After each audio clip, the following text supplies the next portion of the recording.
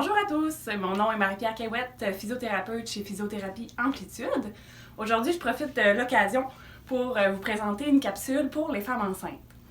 Il est fréquent que les femmes enceintes aient des douleurs au niveau du bas du dos, de la fesse puis de la jambe. C'est souvent dû au nerf sciatique.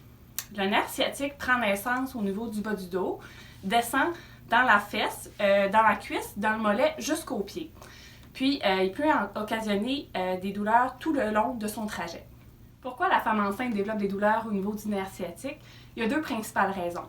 La première raison, c'est que la femme enceinte, durant la grossesse, sécrète une hormone qui s'appelle la relaxine.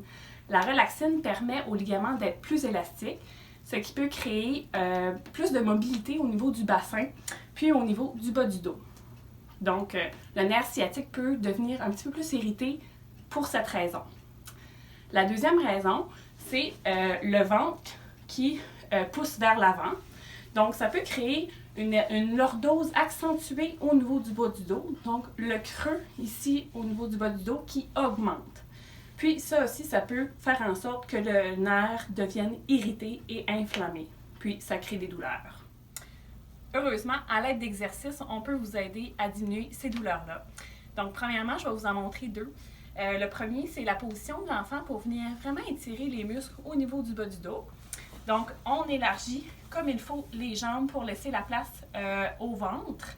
Puis, on fait juste se pencher par en avant comme ça.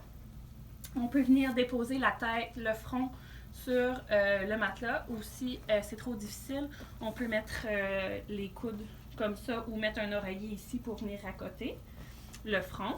Puis, on prend des grandes respirations et on maintient un minimum de 30 secondes. Donc, le deuxième exercice sert à venir étirer les muscles au niveau de la fesse. Donc, on prend le genou avec les mains, puis on vient apporter le genou vers l'épaule opposée.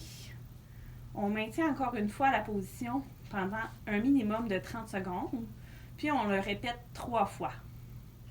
Comme physiothérapeute et comme maman, je vous conseille cette lecture avant et après bébé, exercices et conseils qui m'ont permis de me préparer pour l'accouchement et après l'accouchement.